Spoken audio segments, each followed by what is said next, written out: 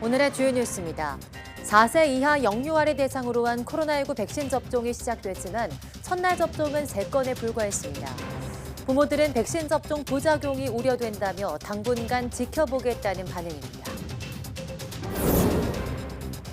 콜레라 백신 접종 대상을 늘리기 위해서 1인당 투여 횟수를 2회에서 1회로 줄였지만 콜레라 발병은 오히려 확산했다고 세계보건기구가 밝혔습니다.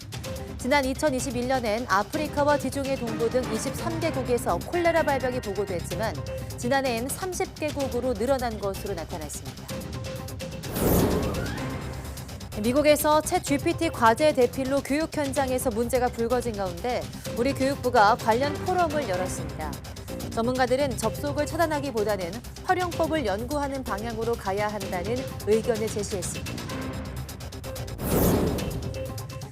미 백악관이 최근 격추한 미확인 비행 물체들이 외계로부터 온 것이라는 징후는 일단 없다고 밝혔습니다.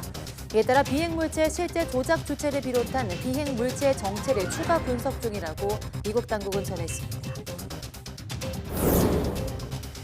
미국 포드 자동차가 중국 전기차 배터리 기업 CATL과 합장으로 미시간에 배터리 공장을 설립합니다. CATL은 중국 등 아시아와 유럽에 모두 13개의 공장을 운영하고 있지만 미국에 공장을 세우는 것은 이번이 처음입니다.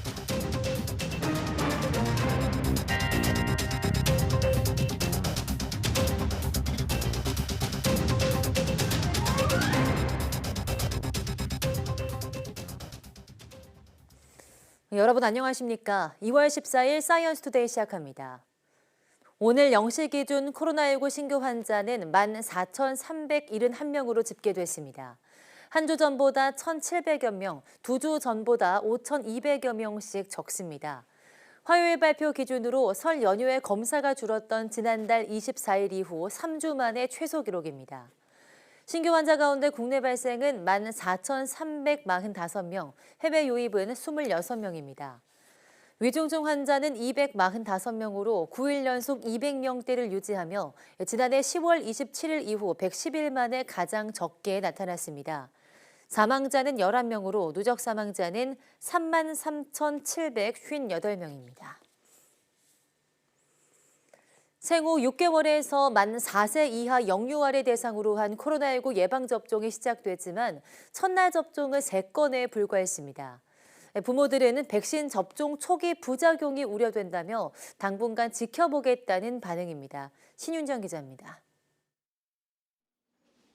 코로나19 영유아 예방접종 첫날, 이 병원에서 당일 접종받은 영유아는 없었습니다.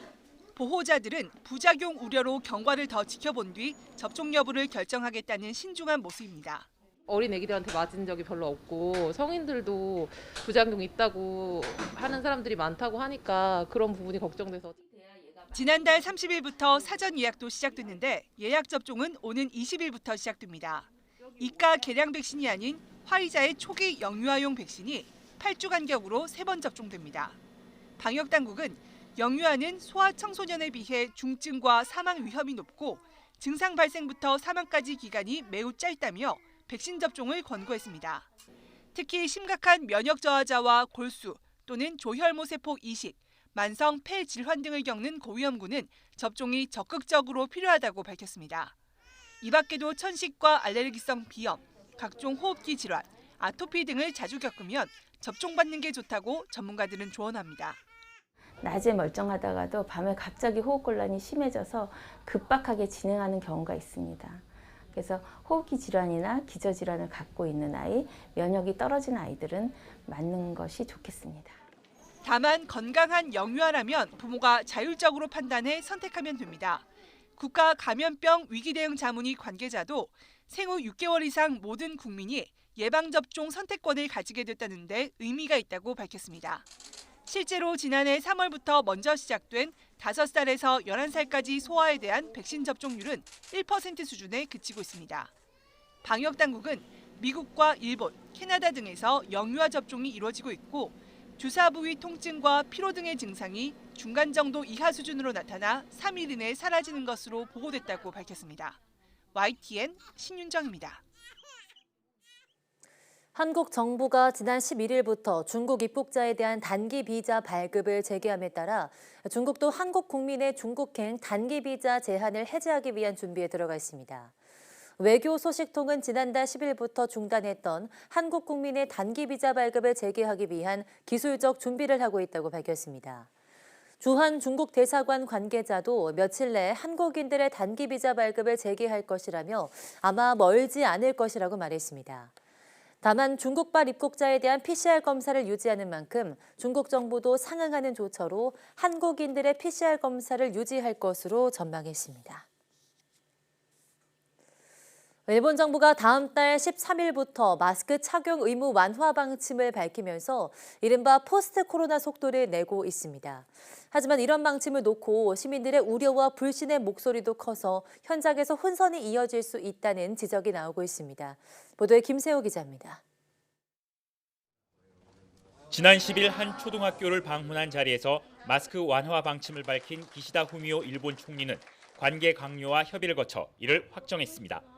この3年間、ずっとマスクをつけて過ごしてこられましたが、ぜひ卒業式においてはお互いの笑顔を見ながら参加してほしいと思っています。 일본 정부가 다음 달 13일부터 시행하는 마스크 완화 방침의 핵심은 개인의 자율적인 판단입니다. 전철 등 사람이 많이 몰리는 곳, 의료시설 등도 강제가 아닌 권장사항 수준입니다. 오는 5월 히로시마 G7 정상회담을 앞둔 일본이 마스크 착용 방침에서 너무 엄격한 것 아니냐는 지적을 의식한 행보라는 해석도 나옵니다. 하지만 마스크를 벗기에는 여전히 두렵다는 목소리 또한 만만치 않습니다. 특히 교통편의 경우 좌석이 있는 신칸센은 마스크를 착용하지 않아도 되고 붐비는 지하철에서는 마스크를 권장하는 것과 같은 기준 자체에 대한 불신도 큽니다. 朝なんかでも超満員ですよ。混んでるところではね、ちょっとやっぱり心配ですけれど。 학생들 사이에서도 입시 등을 앞두고 걱정하는 목소리가 나옵니다. 卒業式は結構なんか密になるから自分はしてた方がいいんじゃないかな。 일본 마이니치 신문은 미국 하버드 대학 보고서를 인용하며 일부 학구의 경우 마스크 착용 폐지에 따른 학생과 교직원 감염자가 늘고 있다고 전했습니다. 일본 정부가 마스크 완화 방침을 통해 포스트 코로나에 속도를 내겠다는 의지를 비치고 있지만 코로나19 재확산에 대한 불안감 속에 마스크 지침을 놓고 현장에서의 혼선도 커질 수 있다는 지적이 나오고 있습니다. 도쿄에서 YTN 김세호입니다.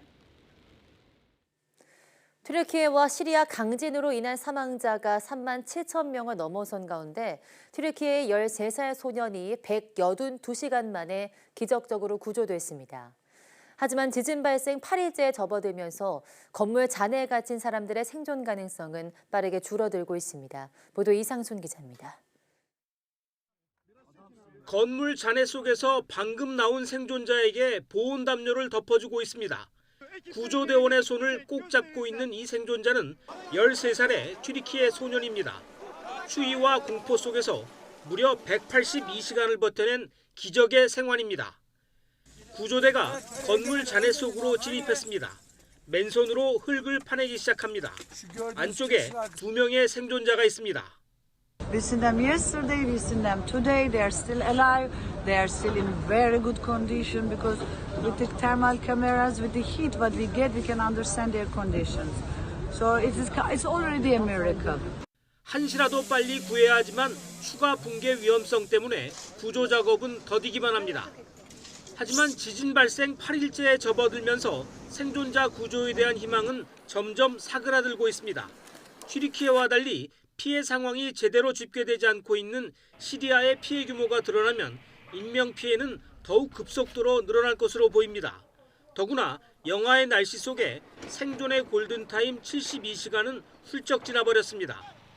전문가들은 지진으로 무너진 건물 잔해 속에서의 생존 확률은 5일 이후 급속도로 추락하고 9일이 지나면 생존 가능성은 0에 가깝다고 보고 있습니다.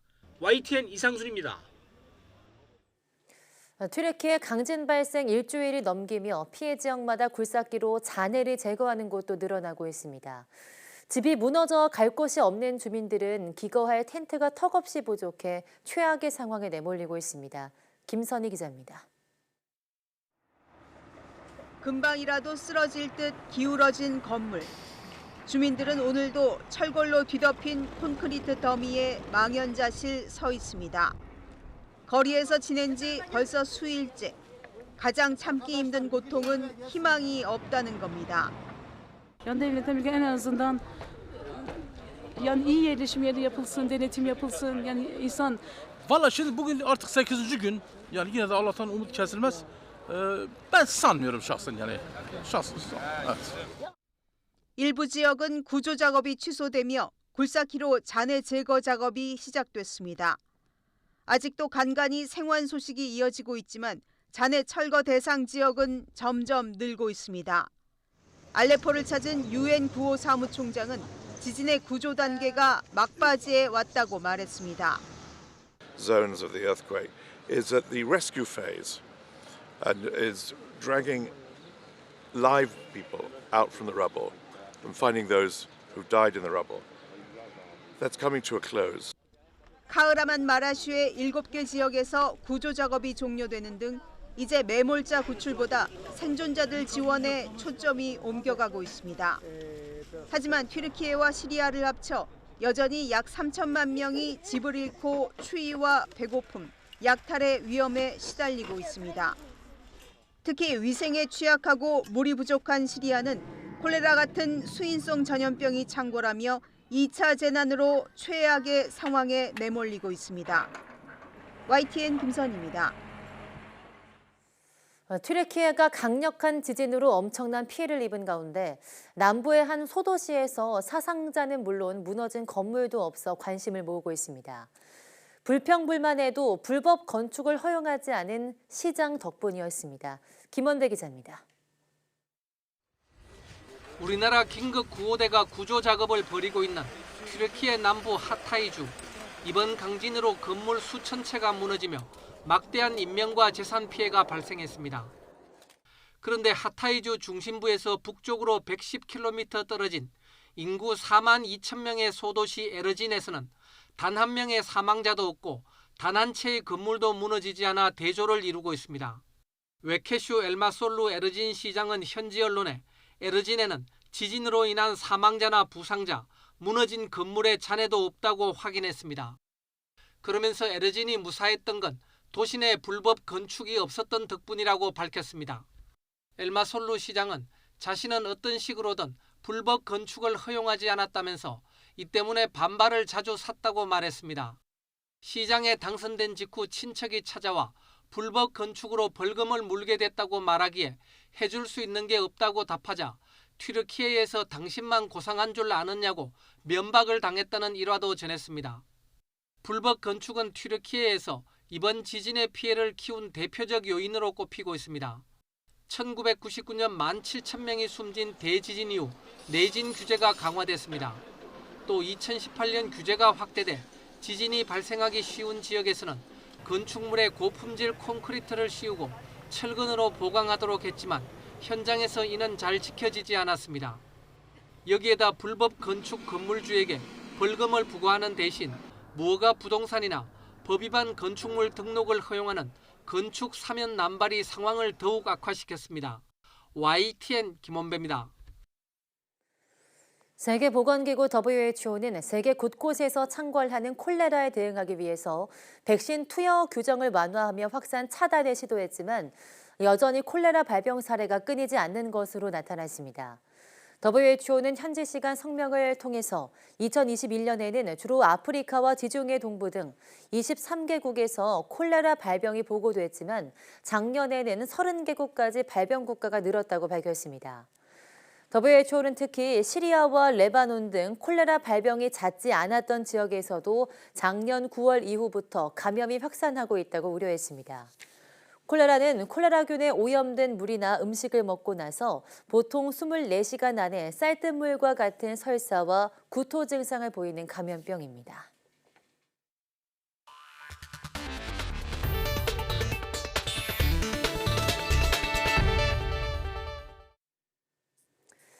버려진 페트병을 녹여 스마트폰을 만들고 폐가전에서 회수한 플라스틱을 신제품에 활용합니다. 최근 기업들은 지속 가능한 사회를 위한 역할을 다하겠다는 차원에서 비용이 더 들긴 하지만 제품 생산에 재활용 소재 사용을 늘리고 있습니다. 윤혜리 기자입니다. 깨끗하게 씻긴 생수통이 조각조각 분해됩니다. 고온 공정을 거쳐 가느다란 섬유처럼 뽑힌 뒤 쌀알 형태로 만들어집니다. 버려진 플라스틱을 녹여 만든 이 소재는 스마트폰에 없어서는 안 될 필수 부품이 됩니다. 삼성전자는 최근 출시한 갤럭시 S23 울트라 모델에 폐 어망과 페트병 등 재활용 소재로 만든 부품을 12개까지 늘렸습니다. 오는 2050년까지 제품에 들어가는 플라스틱 부품 모두를 100% 재활용 소재로 만들겠다는 계획입니다. 기술 혁신을 통해 전력 사용 절감을 제품을 개발하고 제품 전 생애에 걸쳐 자원 순환을 극대화하는 등 혁신 기술로 2050년 탄소 중립을 달성하겠다고 밝혔습니다. 재활용 소재를 적극적으로 활용하는 기업은 이뿐만이 아닙니다. LG전자는 폐가전제품을 직접 회수하고 있습니다. 재활용할 수 있는 플라스틱이나 구리, 금, 은 등을 추출하기 위해서입니다. 연간 수만 톤의 재활용 플라스틱이 신제품에 활용되고 있습니다. 현대차 그룹도 친환경 전기차 기아 EV6 한 대에 500ml 페트병 75개 분량의 재생 플라스틱을 사용하고 있습니다.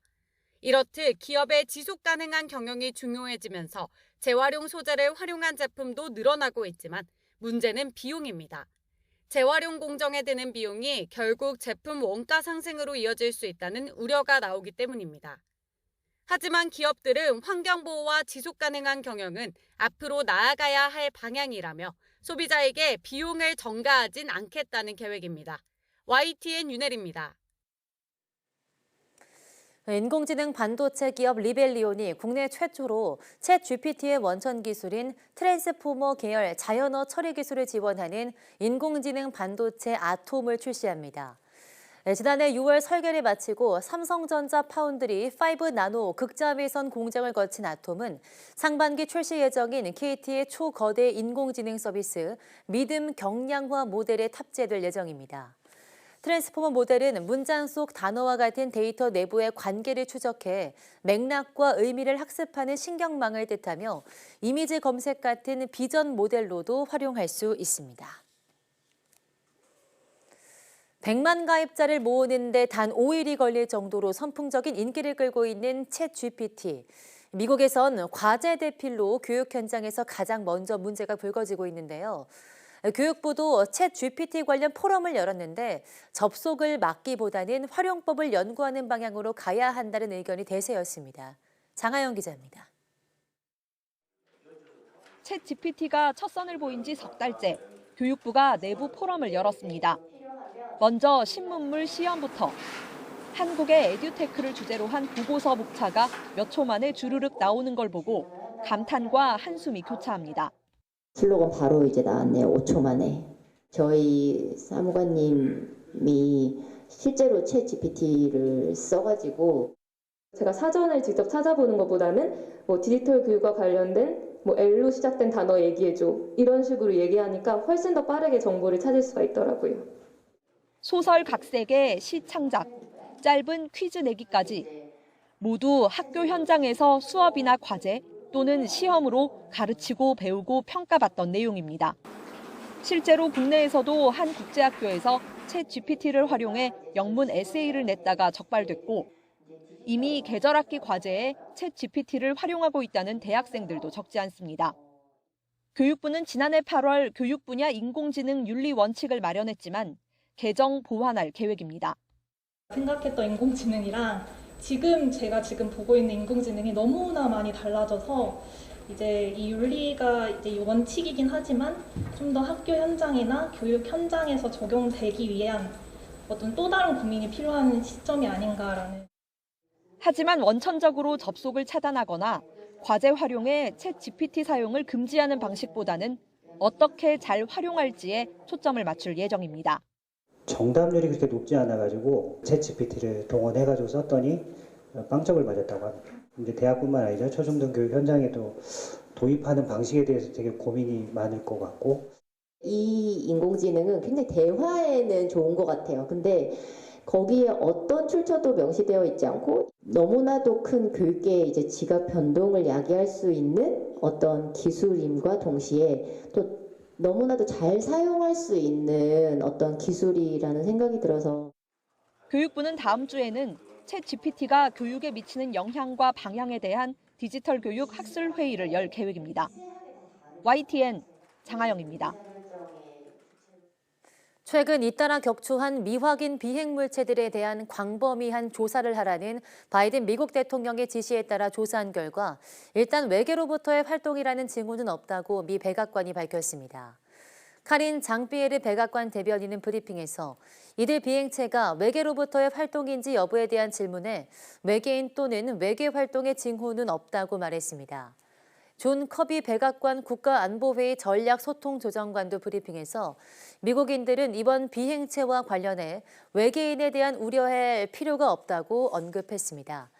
미 당국은 지난 4일 격추한 비행체가 중국의 정찰 풍선이라고 확인한 이후 잇따라 격추한 3개의 비행물체의 정체에 대해선 밝히지 않아 외계 유입 가능성이 제기되자 일단 이에 선을 그은 겁니다. 미국 포드 자동차가 중국의 전기차 배터리 업체 CATL과 합작으로 미국 미시간주에서 배터리 공장을 설립합니다. 월스트리트 저널은 13일 포드가 CATL과 합작 회사를 설립한 뒤 디트로이트에서 160km 떨어진 미시간주 마셜에 배터리 공장을 세우기로 했다고 보도했습니다. 포드는 35억 달러, 약 4조 5천억 원을 투자할 계획입니다. 포드와 손에 잡은 CATL은 세계 전기차 배터리 시장의 3분의 1을 점유하는 업체로 2위인 LG 에너지 솔루션보다 시장 점유율이 20%포인트 높은 상태입니다. 현재 CATL은 중국 등 아시아와 유럽에 모두 13개의 공장을 운영하고 있지만 미국에 공장을 세우는 것은 이번이 처음입니다. 안전을 이유로 오토바이 대신 초소형 전기 화물차를 이용하는 집배원과 자영업자들이 늘고 있습니다. 하지만 법적으로는 자동차인데다 안전성도 강화됐는데 자동차 전용 도로를 운행할 수 없다고 합니다. 현장에서 이승윤 기자가 보도합니다. 집배원이 초소형 전기 화물차를 타고 우편물을 배달합니다. 한 번 충전에 200kg까지 짐을 싣고 최고 시속 80km로 120km까지 달릴 수 있습니다. 우체국이 지난 2019년 말부터 안전 강화를 위해 오토바이 대신 1,300대를 운영 중인데 중상 이상의 인명피해는 나지 않았습니다. 국토교통부는 현행법상 자동차로 분류했고 환경부도 친환경 자동차로 보고 구매 보조금까지 지급하고 있습니다. 하지만 현행 도로교통법상 자동차 전용 도로를 운행할 수 없습니다. 전용 도로 타고 오면 한 20분 정도는 단축을 할 수 있기 때문에 차가 이게 초소형 전기차라도 조금 하지만은 속도 내지게 하지만은 좀 다닐 수 있게 해줬으면 좋겠습니다. 지난 2018년 도입 당시 속도가 시속 60km밖에 나오지 않았던 때 규제를 경찰청이 그대로 유지하고 있기 때문입니다. 경찰청에선 안전성 강화를 국토부에서 인정받고 자동차 전용 도로의 차량 흐름에 방해가 안 되며 국민 여론이 수긍할 수 있어야 진입 금지를 풀 수 있다는 입장입니다. 안전성에 대한 우려를 불식시키기 위해서 이런 초소형 전기 화물차는 에어백과 ABS 브레이크를 장착해 출시되고 있습니다. 제조사들이 자동차 전용 도로를 주행하는 경형 화물 자동차와 비교한 충돌 안전성도 더 나은 것으로 나타났습니다. 실증 시험과 여론조사 결과도 긍정적인데도 경찰청은 여전히 금지 입장이다 보니 업체들은 형평성 문제를 제기할 수밖에 없습니다. 다른 나라 같은 경우에는 이게 그냥 일반 자동차입니다. 어떤 도로 진입에 대한 금지라든지 이런 법규가 없고요. 한 달에 2만 원으로 연료비 부담이 적고 정부 보조금을 받으면 1,000만 원에 살 수 있는 초소형 전기 화물차. 매년 20% 이상씩 증가 추세를 보이고 있어 주행 규제를 둘러싼 갈등도 커지고 있습니다. YTN 이승윤입니다.